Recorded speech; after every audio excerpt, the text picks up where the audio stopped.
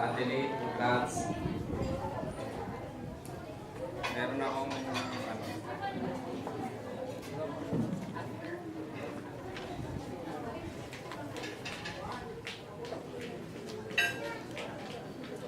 may ginawa akong tula para kay Kuya Eric sa kila Ate Lina. Tula ako. Sige.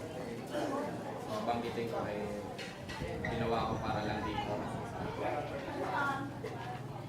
Salitang dadalhin nyo kahit pangit na ang mundo. Balang araw, gigising kayo ang nagmamadali. Magluluto ng almusal, aasikasuhin ang bayarin at buwis. Ang pananatili sa higaan at magyakapan ay isasatuloy. Balang araw sa bawat pag-alis nyo sa inyong tahanan, halik ng isa't isa'y makakalimutan. Ang katawang tinamaan ng lakas at sigla ng pag-ibig. Ang inyong ulang umahampas sa lupang ng buhay at pagnanasa.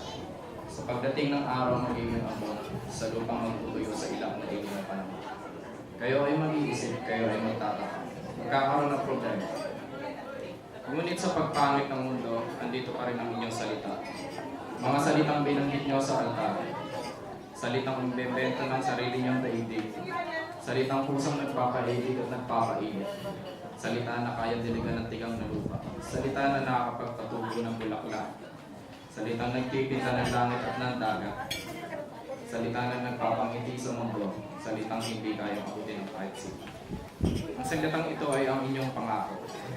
Mula sa maliit at mainit na butong hininga hanggang sa malakas at preskong hangin sa bukas na bintana. Ang ambon at tigang ng lupa ay pagsulok lang, sapagkat sa mga mata ninyong dalawa. Sumasala kayong ulan, rumaragasa ang ilog, umiinit ang katawan, tumitigo ang puso. Ang salitang pinangahawakan nyo, ang salitang nagsasabi, sa inyong dalawa, sa bawat isa. Kahit pangit na ang mundo, ikaw pa rin ang pinakamagandang paraiso. Thank you.